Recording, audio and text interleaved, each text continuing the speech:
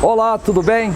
Nesse programa gravado no dia 6 de maio de 2008, abordamos o Conselho Tutelar de Muriaé.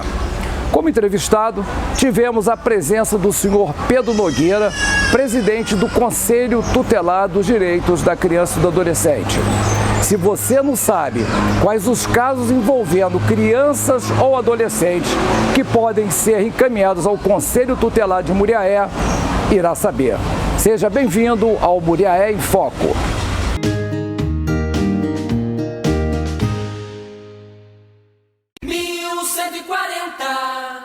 Rádio Muriaé. A Rádio Muriaé apresenta Muriaé em Foco. Juntos estaremos discutindo os temas mais importantes do momento: cidadania, saúde, educação, política, segurança. Muriaé em Foco, com o professor Nicodemos Couto, no ar a partir de agora pela Rádio Muriaé.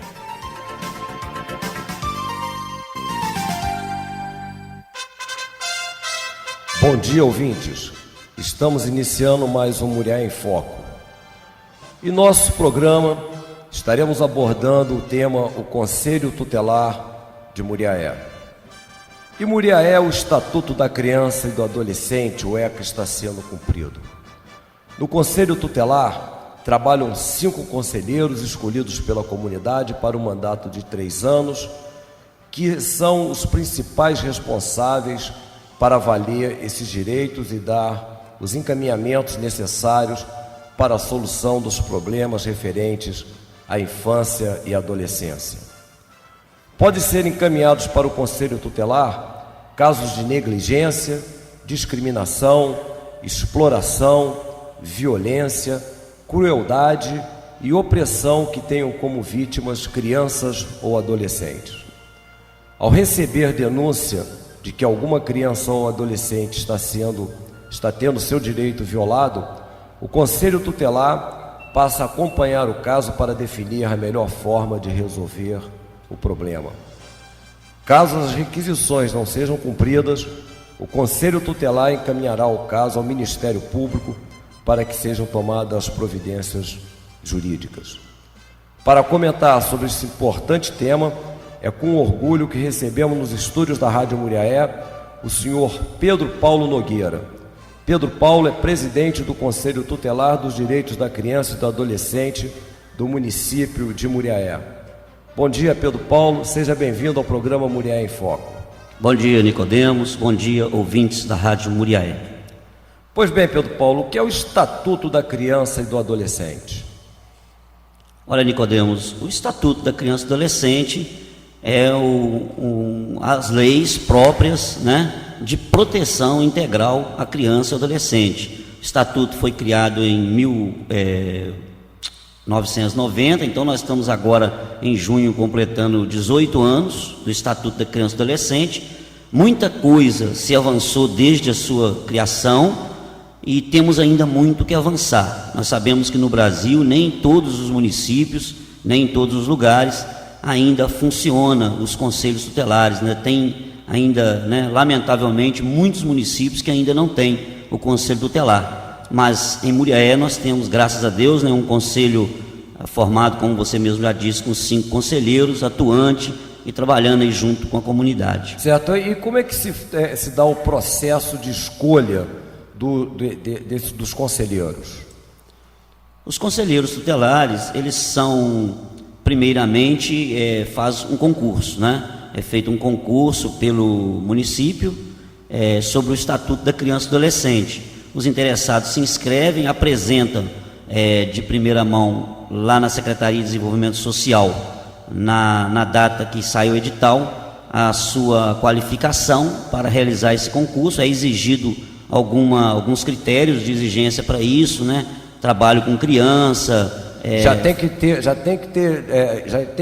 ter uma proximidade com criança e adolescente. Isso. Ao lado da sua trajetória de vida. Isso, tem que ter uma vida voltada já assim para, né, um período aí de trabalho, de adaptação com a criança e adolescente, já mostrando aí para a comunidade um certo interesse na causa, né? Depois você faz um concurso, aí os que são aprovados no concurso, então vão para a última etapa, que é uma etapa eletiva, onde um colégio eleitoral formado aí pela nata, vamos dizer assim, da sociedade muriaense, onde há representação de várias instituições, de vários órgãos. Diretores de escola. Isso, Polícia Militar, Corpo de Bombeiro, Polícia Civil. CDL. O Judiciário. E vão, né, um colégio eleitoral aí eleger, dentre os que foram aprovados e chegou na etapa final, os 5 mais votados aí para se tornar os 5 conselheiros para mandato de 3 anos, e também 5 suplentes, né? Então, pelo que a gente está vendo aí, os conselheiros são pessoas extremamente qualificadas para ocupar este importante cargo. Eu gostaria de saber, Pedro Paulo, quais são as atribuições do Conselho Tutelar? Olha, o Conselho Tutelar, ele é um órgão de encaminhamento, ele é um órgão de paz, né? Muitas pessoas confundem e aí acabam entendendo o Conselho Tutelar como um órgão de punição. Na verdade, o Conselho Tutelar é um órgão de encaminhamento, um órgão de paz, é um órgão de orientação, é um órgão de atuação onde houver violação dos direitos da criança e do adolescente. Então, quando há violação, o Conselho imediatamente tem que atuar e aplicar, se for o caso, até a medida de proteção, quando é o caso, né? Violação dos direitos da criança e do adolescente. Que direitos são esses? A criança e o adolescente, quando pelas leis do país, pela Constituição, pelo Estatuto da Criança e do Adolescente, ele ainda é um ser em formação, ele ainda está formando, né, fisicamente, intelectualmente, né? Então ele precisa ter os seus direitos protegidos, né? Para que ele forme um cidadão exemplar, um cidadão sem rancores, um cidadão longe das dificuldades que hoje nós vemos aí na sociedade. Então, esses direitos dele têm que ser protegidos, que seja na área da saúde, seja na área da educação, seja na área do trabalho, da exploração do trabalho infantil, né? Exploração sexual. Exploração sexual. Então, que a gente vê aí que é um ponto que necessita de bastante atenção por parte do Conselho Tutelar, essa questão da exploração sexual, né, Pedro? Com certeza, muitas pessoas, né? A gente sempre diz isso e orienta as pessoas que vão no Conselho Tutelar. Muitas das vezes as pessoas fazem vista grossa a isso aí, né, perante aos seus vizinhos, perante até dentro da sua própria casa, né, e permite às vezes situações que acabam levando a ocorrer fatos até de exploração sexual. E quando isso acontece, muitas das vezes, por estar envolvido familiares, muitas pessoas preferem, né, ocultar para que não haja uma punição pelo judiciário àquelas pessoas que cometeram isso. Então, muitos casos até ficam ocultos, mas todos aqueles casos que nós tomamos conhecimento da suspeita, nós do Conselho Tutelar imediatamente diligenciamos ao local, começamos os primeiros atendimentos, encaminhamos a criança para, né, o serviço especializado, quando é um caso, por exemplo, de assédio ou de abuso, para o serviço Sentinela, que é um serviço que tem aqui mulher que trabalha na causa, né, nessa área da exploração sexual. E depois a gente pede o relatório para saber qual a providência que a gente vai tomar, chegando ao caso do Conselho Tutelar fazer pedido de providências aí junto ao Ministério Público e ao juiz da Infância e da Juventude para as devidas providências. Direito de criança e adolescente, educação. Caso um adolescente, a família não consiga uma vaga numa escola, qual é a providência que o Conselho Tutelar toma? Bom, nós do Conselho Tutelar trabalhamos assim numa grande parceria com as escolas do município. Então, geralmente, quando uma mãe nos procura, um responsável nos procura no conselho e diz que não está conseguindo uma vaga para o seu filho na escola, a primeira coisa que a gente faz é perguntar a ele onde você mora, qual o seu zoneamento, né, onde você reside, e a gente pergunta, a escola, né, tal, mais próxima, você já foi nela, tentou, não, já fui, mas não tem a vaga. Então a gente liga de imediato para essas escolas, conversa com os diretores que são amigos nossos, parceiros, e expomos a situação. Geralmente as escolas nos atendem, dificilmente acontece caso de não nos atender. Quando ocorre o fato de não atender, aí a escola justificando que não existe a vaga, e a gente vendo que está fechado o ciclo ali naquela região, a gente então encaminha de primeira mão esse responsável para a Secretaria de Educação ou para a Superintendência, né, para que o responsável pelo ensino aqui em Muriaé, né, tome as providências devidas e consiga aquela vaga. Caso não consiga, aí é uma situação da gente encaminhar o caso para o Ministério Público, para que o Ministério Público então possa tomar outras providências. Mas o Conselho Tutelar também tem o poder de requisitar essa vaga. Mas a gente prefere muitas das vezes tentar na parceria com a escola, exatamente para evitar uma requisição e forçar às vezes uma escola, né? Sendo que tem outra do lado que pode ter a vaga. Então a gente intermedia essa situação aí. Geralmente não temos tendo dificuldade nessa área, não. Amigos ouvintes, hoje o programa Muriaé em Foco está abordando o tema sobre o Conselho Tutelar de Muriaé. Nós estamos aqui com Pedro Paulo Nogueira, que é presidente do Conselho Tutelar dos Direitos da Criança e do Adolescente do município de Muriaé. Pelo telefone 3722-2222, você também pode participar desse importante tema hoje abordado no programa Mulher em Foco. Pedro Paulo, e o papel dos pais? De acordo com o estatuto, eles não perderam um pouco dos poderes sobre os filhos? Olha, Nicodemus, eu sinceramente eu não acredito nisso não. Eu creio o seguinte: o Estatuto da Criança e Adolescente, ele foi feito exatamente para proteger a criança e o adolescente. E o pai e a mãe, né, o responsável que ama o seu filho e que quer o bem do seu filho, né, e quer que ele se torne um cidadão. Veja bem, porque essa questão, anteriormente, o pai achava que o filho era propriedade dele e podia fazer com o menino o que quisesse. E esse é que é o problema. Então, o Estatuto da Criança e Adolescente, ele foi criado para quê? Exatamente para proteger a criança e adolescente. Então, eu tenho duas filhas, por exemplo, né? E eu, por exemplo, amo minhas filhas e quero a proteção dela e quero o bem dela. Então, se foi criado um Estatuto da Criança e Adolescente visando a proteção da minha filha, então eu tenho que estar feliz com o Estatuto da Criança e Adolescente. E, na verdade, ele é um estatuto que vem proteger. Ele vem proteger a criança e adolescente. Então, antigamente havia muitos exageros. Então, muitas pessoas falam assim hoje: mas eu me criei, né? Meu pai me criou né? Me dava uma coça por dia, e hoje eu sou uma pessoa assim. Mas só que os tempos mudaram e hoje nós vivemos uma outra época. E na verdade é o seguinte: a gente entende assim que no Estatuto da Criança e Adolescente ele não tira o direito do pai, do responsável, de corrigir o seu filho, né? Ele tem o direito de corrigir seu filho, né? De aplicar a medida que ele achar necessária lá para corrigir o seu filho. Lógico que não pode haver exagero nessa correção. Truculência, espancamento, agressividade. Por quê? A violência gera violência, a agressividade gera agressividade. Então, a gente entende que hoje o diálogo, né, o encaminhamento para os órgãos necessários, para pessoas especializadas, muitas das vezes é o ideal hoje para que um filho se torne um cidadão de direito, né? Então o Estatuto da Criança e Adolescente, ele não vem de forma alguma tirar os direitos do pai, muito pelo contrário, ele vem colaborar com o pai na criação do seu filho e na proteção dele, né? Inclusive o conselheiro tutelar não é um bicho papão, né? Porque acontece do pai levar, a mãe levar o menino lá no conselho, lá para vocês repreenderem os meninos também? Pois é.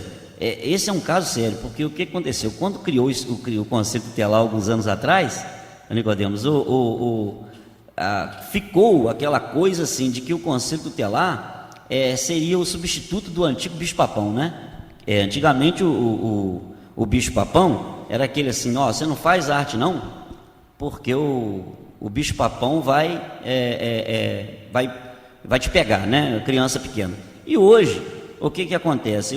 Criar assim: o Conselho Tutelar, eu vou levar você lá e vou te deixar lá no Conselho Tutelar. Então a criança chega no Conselho Tutelar com um olho arregalado, com medo, apavorado, e às vezes a gente quer aconselhar, quer conversar com essa criança, com esse adolescente, e já existe uma barreira formada dentro dele contra nós do Conselho Tutelar. Então a gente tem que passar isso para a família primeiro. Então há uma demanda de tempo muito grande para que a gente possa fazer com que eles entendam que o papel do Conselho Tutelar é atender o seu filho, entender o que está acontecendo com o seu filho, por que ele está com aquela agressividade exagerada, por que ele está com a sua conduta alterada, para que a gente possa então entender qual é o problema dele, para a gente encaminhar para o especialista certo, que é uma atribuição específica do Conselho Tutelar, que o Conselho Tutelar, na verdade, ele não é, ele é um meio psicólogo, vamos dizer assim. Ele tem que ouvir, entender, para depois ele encaminhar para o psicólogo ou para o especialista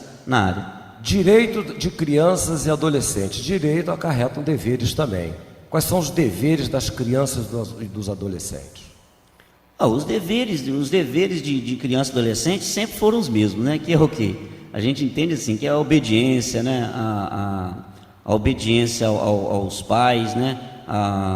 O cumprimento dos seus, do respeito, né? Com as pessoas mais de idade, com os seus professores, com os seus educadores, e uma série de deveres, porque na verdade quando a gente fala assim, o Estatuto da Criança só consta direitos, porque na verdade ele foi feito para quê? Para proteger a criança e o adolescente, né? Mas na verdade os deveres são sempre os mesmos de um cidadão. Ele tem que, como ele é um ser em desenvolvimento, a criança e o adolescente é um ser em desenvolvimento, entende o quê? Que ele vai com o tempo sendo educado pelo meio de educação, pelos seus pais, até pelo conselho tutelar quando é o caso, para que ele vá entendendo que ele é um ser que tem direitos, mas também que ele tem deveres na sociedade, e ele vai se tornando um cidadão, para quando ele completar a sua maioridade, seus 18 anos, ele se torna então um cidadão reconhecendo que tem direitos e deveres. Essa é a função. Agora, os deveres são os mesmos de sempre, de Deus de muitos anos, e a gente tem que tentar passar isso para eles aí de pouco a pouco. Certo.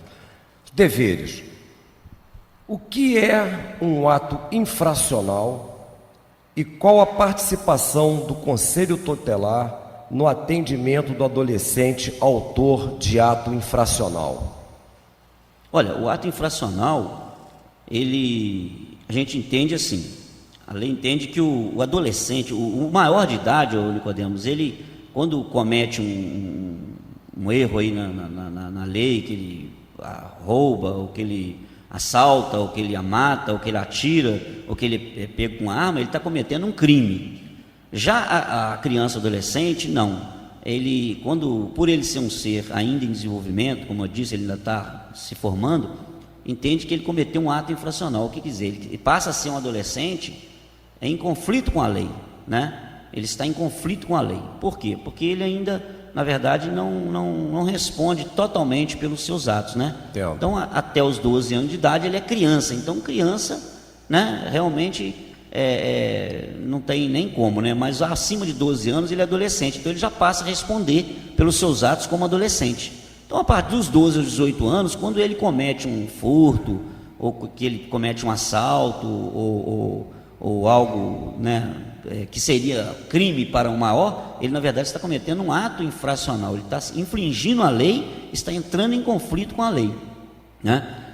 E qual é o atendimento, né, que o Conselho Tutelar faz esse adolescente autor de ato infracional? Olha, o Estatuto deixa claro o seguinte: quando o adolescente é pego no ato infracional, lá em flagrante, lá que a polícia militar aborda ele e apreende esse adolescente, não é atribuição do Conselho Tutelar acompanhar esse adolescente, uma vez que o Estatuto diz que a autoridade policial localiza a família ou alguém por ele indicado para que represente ele lá na delegacia, perante o delegado, né? Então, de primeira mão é a família. Só quando não consegue localizar ninguém da família dele, ou que ele não é residente na cidade, não tem uma representação, aí o Conselho Tutelar até apoia a Polícia Militar nessa hora, a Polícia Civil, e dá o atendimento. Mas, após esse fato, né? Após esse fato, geralmente, quando o caso, aquela situação chega no judiciário, o Ministério Público ou o juiz da Infância e Juventude vai possivelmente depois encaminhar um ofício para o Conselho Tutelar, pedindo, né, o apoio do Conselho Tutelar, relatório circunstanciado do Conselho Tutelar sobre aquele adolescente que está em conflito com a lei.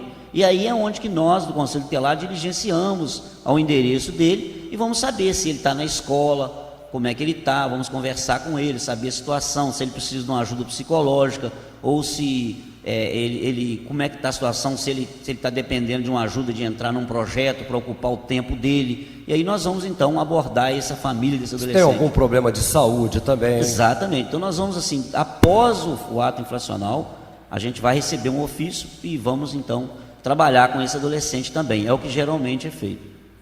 Amigos ouvintes, hoje o programa Mulher em Foco está abordando o Conselho Tutelar de Muriaé. Estamos aqui nos estúdios com Pedro Paulo Nogueira, que é presidente do Conselho Tutelar dos Direitos da Criança e do Adolescente de Muriaé. Pelo telefone 3722-2222, você também pode participar. Pedro Paulo, nós estamos com uma pergunta aqui, duas perguntas dos nossos ouvintes.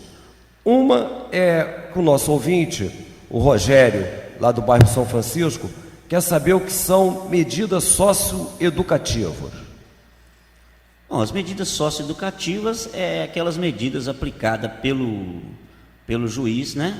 Pelo juiz da infância e da juventude, da comarca, para que o adolescente em conflito com a lei, exatamente isso que nós acabamos de falar, aquele adolescente que chegou a um ponto ali de estar cometendo atos infracionais, está em conflito com a lei, então o juiz toma uma medida e aplica uma medida socioeducativa. E o que seria, assim, na prática, essas medidas? Quais seriam as ações que essas medidas poriam a esse adolescente? Em outras palavras, vamos dizer assim, seria, vai desde uma medida de liberdade assistida, por exemplo, onde uma equipe multidisciplinar, né, irá acompanhar esse adolescente na vida dele, por exemplo, monitorar a vida dele no sentido de escola, no sentido de se ele está frequentando escola, se ele está frequentando um projeto. Outra coisa, por exemplo, seria uma prestação de serviço à comunidade, onde ele estaria prestando também, né, um serviço à comunidade lá num posto de saúde, ou numa escola, num local próximo à sua residência. Também uma medida socioeducativa seria, por exemplo, também uma internação desse adolescente, por exemplo, né, para recuperar das drogas, num centro de recuperação, ou então num centro de reabilitação, como agora recentemente, né, temos 7 adolescentes aqui de Muriaé que foram recentemente internados lá em Juiz de Fora, num centro novo de reabilitação, lá um centro educacional, né, lá em Juiz de Fora, onde lá eles vão trabalhar, vão estudar, vão ser monitorados para que eles possam ter, né, ali uma assistência psicológica, uma assistência social, para que eles, durante o período que eles ficarem lá, quando retornar, eles retornem realmente reabilitados e em condição de estar na sociedade de uma forma com a conduta exemplar. Sem cometer mais atos infracionais. É o que se tenta dentro dessas medidas socioeducativas que o juiz aplica no caso do menor, do adolescente, não vamos usar essa palavra menor, do adolescente que está em conflito com a lei, para que ele possa se recuperar. Essas medidas, então, são medidas socioeducativas que aplica ao adolescente que está em conflito com a lei para que ele se recupere. Começa numa medida mais branda, numa medida mais leve, até chegar numa mais, né, mais forte. O Zé Carlos da Barra quer saber o seguinte: o adolescente pode ser preso? O pessoal confunde muito essa questão aí o adolescente não pode ser preso. Então eles falam que adolescente não pode ser preso, mas tem um monte ali preso na cadeia de Muriaé, né? É o que se fala. Então, na verdade, é o seguinte: o adolescente, a palavra para o adolescente não é preso. O adolescente, quando ele chega a um ponto de estar cometendo atos infracionais, de estar em conflito com a lei, que o juiz chega à conclusão de que ele precisa ser apreendido, então o juiz manda que ele seja cautelado. A palavra certa é acautelamento. Ele é cautelado por 45 dias para que ele possa aguardar uma decisão judicial. E aonde ele fica cautelado? Aqui em Muriaé nós não temos, na verdade aqui em Muriaé não temos no município um centro de reabilitação, um centro de menor, né, de adolescente. Certo. O Juiz de Fora tem, em outros lugares, só que em Muriaé nós não temos ainda. Já temos aí projetos, né, e o pessoal aí tem lutado para isso. Em Muriaé fica na cadeia aqui do município mesmo, mas em cela separada.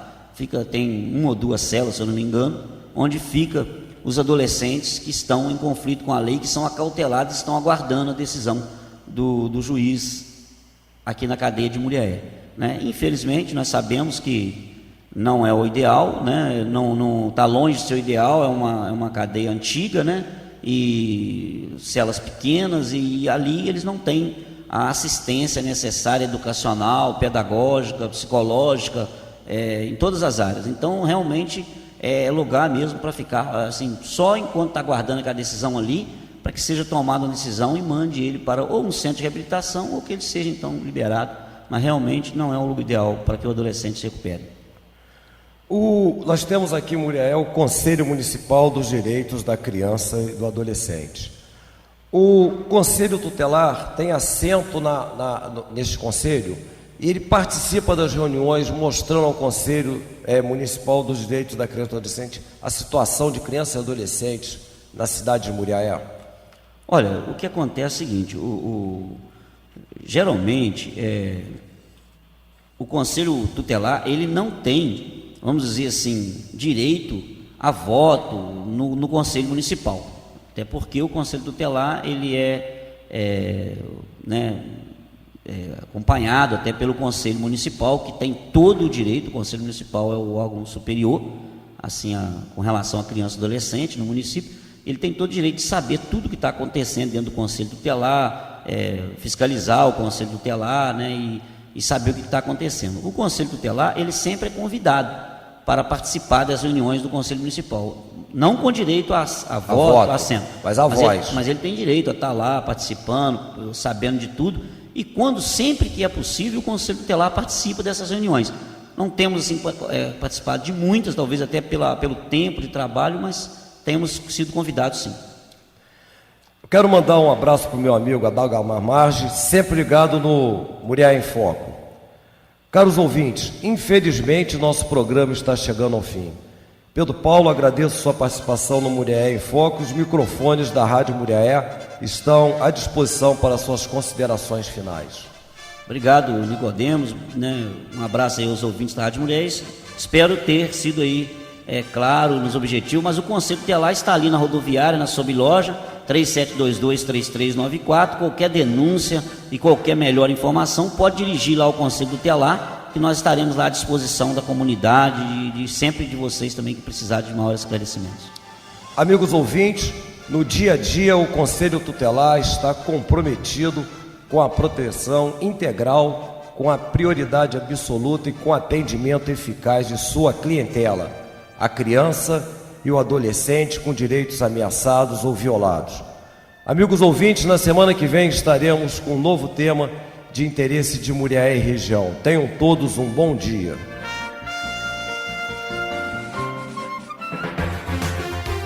Apresentamos Muriaé em Foco, um novo programa com a discussão dos temas mais relevantes na próxima terça-feira, às 7h30 da manhã, aqui pela Rádio Muriaé.